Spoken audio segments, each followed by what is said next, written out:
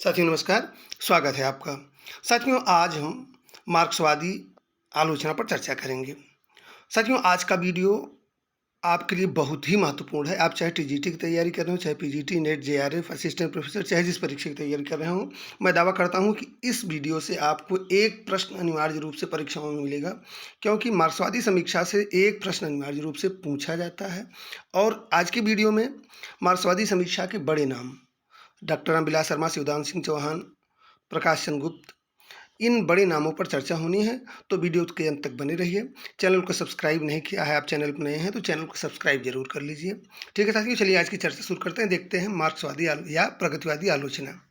हिंदी में प्रगतिवादी आलोचना की शुरुआत 1936 ईस्वी में प्रगतिशील लेखक संघ की स्थापना के बाद मानी जाती है। बहुत महत्वपूर्ण लाइन, इसको लिख लीजिए, अंडरलाइन कर लीजिए, नोट कर लीजिए। हिंदी में प्रगतिवादी आलोचना की शुरुआत 1936 ईस्वी में प्रगतिशील लेखक संघ की स्थापना के बाद मानी जाती है। प्रगतिवादी आलोचना का मुख्य आधार मार्क्सवादी जीवन दर्शन है। ठीक है, मार्क्स का जीवन दर्शन द्वंद्वात्मक भौतिकवाद के नाम से प्रसिद्ध है। यह बहुत महत्वपूर्ण शब्द है, इसको आप एकदम नोट कर लीजिए। मार्क्स का जीवन दर्शन किसके नाम किस दर्शन के नाम से प्रसिद्ध है? द्वंद्वात्मक भौतिकवाद। यह परीक्षा में एक बार पूछा जा चुका है, बहुत चर्चित ये शब्द है, द्वंद्वात्मक भौतिकवाद। ठीक है, इस दर्शन के अनुसार संसार की प्रत्येक वस्तु में परस्पर विरोधी तत्व विद्यमान रहते हैं, जिनमें निरंतर द्वंद्व चलता रहता है। एक ऐसी अवस्था भी आती है जब वस्तु में सन्निहित विरोधी तत्वों में संतुलन स्थापित हो जाता है, किंतु यह संतुलन भी अस्थायी होता है, अर्थात विरोधी तत्व पुनः सक्रिय हो जाते हैं और यह संघर्ष चलता रहता है। फिर संतुलन स्थापित होता है, फिर विरोधी तत्व सक्रिय होते हैं।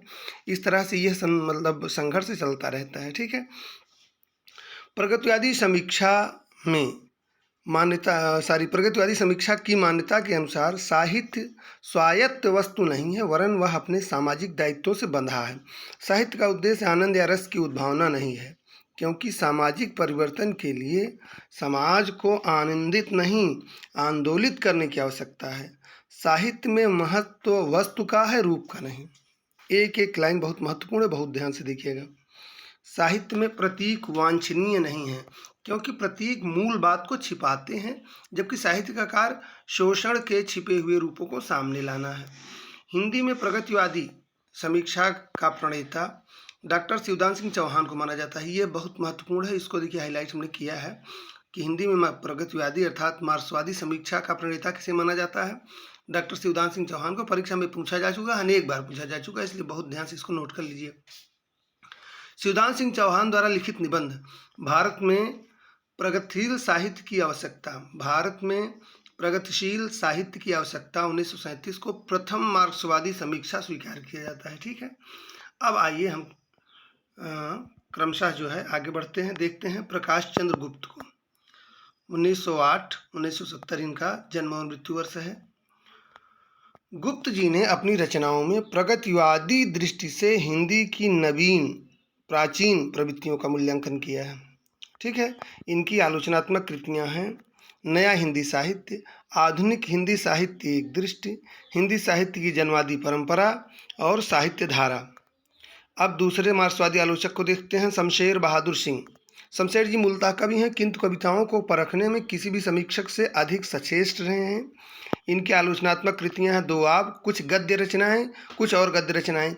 ये तीनों बहुत महत्वपूर्ण है, बहुत ध्यान से देख लीजिए। दो आब परीक्षा में पूछा जा चुका है। ठीक है, अब आइए मार्क्सवादी समीक्षा का बहुत बड़ा नाम डॉक्टर रामविलास शर्मा। डॉक्टर रामविलास शर्मा की बात करते हैं। डॉक्टर रामविलास शर्मा प्रगतिवादी समीक्षकों में अपनी प्रखरता और प्रतिबद्धता के लिए प्रख्यात हैं। साथियों, रामविलास शर्मा के लिए एक एक शब्द बहुत ध्यान से देखिए। जैसे मैंने कहा कि प्रगतिवादी समीक्षा का बहुत बड़ा नाम, इनसे एक आध प्रश्न अनिवार्य रूप से पूछ ही लिया जाता है परीक्षाओं में। रामविलास शर्मा प्रगतिवादी समीक्षकों में अपनी प्रखरता और प्रतिबद्धता के लिए प्रख्यात हैं। इन्होंने मार्क्सवादी दृष्टि से भाषा, साहित्य, समाज, इतिहास आदि के संबंध में गंभीर चिंतन किया है। रामविलास शर्मा ने अपने सृजनात्मक विवेक से मार्क्सवाद का एक प्रगतिशील संस्करण तैयार किया है। आलोचकों में इन्हें रामचंद्र शुक्ल, उपन्यासकारों में प्रेमचंद, कवियों में निराला सर्वाधिक प्रिय हैं। शर्मा जी अपनी विध्वंसात्मक आलोचना शैली के लिए प्रसिद्ध हैं। बहुत ध्यान दीजिएगा इस शब्द को, इसको हमने हाईलाइट कर दिया है। शर्मा जी अपनी विध्वंसात्मक आलोचना शैली के लिए प्रसिद्ध हैं। पहले वह अपना शत्रु तय करते हैं तथा फिर उसके विचारों को पढ़कर तथा संभावित विचारों की कल्पना करके वह आक्रामक शैली में समीक्षा लिखते हैं। पंत जी की स्वर्णधूल और स्वर्ण किरण की समीक्षाएं इसी दृष्टि से लिखी गई हैं। द्विवेदी युग के बारे में इनका मत है। साहित्य में जो रीत विरोधी क्रांति शुरू हुई उसका पहला चरण है द्विवेदी युग और इसी का विकास छायावाद और प्रगतिवाद में होता है। डॉक्टर रामविलास शर्मा करुणा को काव्य का सर्वोत्तम गुण मानते हैं। बहुत ध्यान से इसको नोट कर लीजिए, बहुत महत्वपूर्ण लाइन है। काव्य का सर्वोत्तम गुण किसे मानते हैं डॉक्टर रामविलास शर्मा? वो करुणा को। डॉक्टर शर्मा के अनुसार काव्य का प्रयोजन है, कवि और कलाकार का कर्तव्य होता है कि वह उत्पादन संबंधों व उत्पादन शक्तियों के संघर्ष को समझे और अपनी कला द्वारा विकासमान शक्तियों को सहारा देकर उनसे प्रेरणा प्राप्त करके मनुष्य और समाज की मुक्ति की ओर अग्रसर हो। अब अगला जो स्टेटमेंट है, अगली जो लाइन है साथियों, बहुत महत्वपूर्ण है। उत्तर भारतीय हिंदी भाषी राज्यों को उन्होंने हिंदी जाति के रूप में संगठित करने की परिकल्पना की। अपनी लोक जागरण और हिंदी साहित्य नामक पुस्तक में हिंदी के लोक जागरण परंपरा वाले साहित्य के आधार पर हिंदी जाति के साहित्य की विवेचना की। जातीय दृष्टि के आधार पर इन्होंने तुलसी को हिंदी जाति स्मृति का सबसे बड़ा कवि माना। बहुत ध्यान से इसको फिर से एक बार देखिए इसको। जातीय दृष्टि के आधार पर इन्होंने तुलसी को हिंदी जाति परंपरा का सबसे बड़ा कवि माना। इनकी आलोचनात्मक कृतियाँ, सारी कृतियाँ इनकी परीक्षा दृष्टि से महत्वपूर्ण है, इसलिए इसमें से कोई भी आप हल्के में नहीं ले सकते हैं। इनकी आलोचनात्मक कृतियाँ, पहली कृति है प्रेमचंद, फिर भारतीय हिंदू युग, निराला, प्रगति और परंपरा, साहित्य और संस्कृति, प्रेमचंद और उनका युग, प्रगतिशील साहित्य की समस्याएं, परीक्षा में आ चुकी है प्रगतिशील साहित्य की समस्याएं, आचार्य रामचंद्र शुक्ल और हिंदी आलोचना, भाषा और समाज, साहित्य, अस्थायी मूल्य और मूल्यांकन। निराला की साहित्य साधना आई तो बहुत बार परीक्षा में पूछा जा चुका है। हमको याद है टीजीटी की परीक्षा में हम लोग दिए थे 2009-10 में, ये पूछा गया था निराला की साहित्य साधना के कितने भाग हैं। इसके 3 भाग हैं। 1969 में पहला भाग प्रकाशित हुआ, दूसरा 72 में, तीसरा 76 में। बहुत ध्यान से देख लीजिए, निराला की साहित्य साधना के 3 भाग हैं। ये परीक्षा में पूछा जा चुका है टीजीटी 2009 में। निराला की साहित्य साधना के कितने भाग हैं तो इसको बहुत ध्यान से देख लीजिए। इसके 3 भाग हैं, 69, 72, 76। ये तीनों भागों के प्रकाशन का वर्ष है। भारतीय हिंदी युग और हिंदी साहित्य की विकास परंपरा, महावीर प्रसाद द्विवेदी और हिंदी नवजागरण, नई कविता और अस्तित्ववाद, हिंदी जाति का साहित्य, भारतीय सौंदर्य बोध और तुलसीदास। ये देखिए 2001 में प्रकाशित हुई रचना है और असिस्टेंट प्रोफेसर परीक्षा 2018 में यह प्रश्न पूछा जा चुका है, भारतीय सौंदर्य बोध और तुलसीदास। ठीक है, अब आइए साथियों मुक्तिबोध की बात करते हैं। प्रगतिशील समीक्षा को नई कविता के संदर्भ में मुक्तिबोध ने अच्छे ढंग से किया है। ठीक है, उन्होंने कला और सापेक्ष स्वतंत्रता को स्वीकार किया और इसी रूप में उसकी रचना प्रक्रिया का मनोवैज्ञानिक विश्लेषण किया है। मुक्तिबोध की आलोचनात्मक कृतियां हैं। कामायनी एक पुनर्विचार है, जीआईसी लेक्चरर परीक्षा 2015 में पूछा जा चुका है, अनेक परीक्षाओं में पूछा जा चुका है। कामायनी एक पुनर्विचार बहुत ही प्रसिद्ध और बहुत परीक्षा दृष्टि से बहुत महत्वपूर्ण रचना है। मुक्तिबोध जी की कामायनी एक पुनर्विचार, पुनः इसको आप नोट कर लीजिए। कामायनी एक पुनर्विचार 1961 ईस्वी में प्रकाशित हुई, जीआईसी प्रवक्ता परीक्षा 2015 में ये पूछा जा चुका है प्रश्न। नई कविता का आत्मसंघर्ष तथा अन्य निबंध 1964 ईस्वी, नए साहित्य का सौंदर्य साथ 1971 ईस्वी। ठीक है, शिवदान सिंह चौहान की बात करते हैं। इन्होंने सबसे पहले प्रगतिवाद पर विचार किया था। आलोचना पत्रिका के संस्थापक संपादक के रूप में इन्होंने महत्वपूर्ण कार्य किया।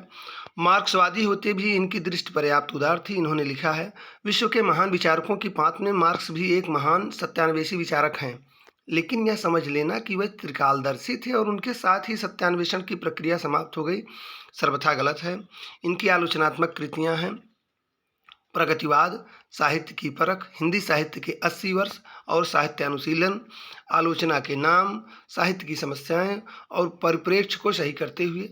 अब आइए नेमचंद जैन की बात करते हैं।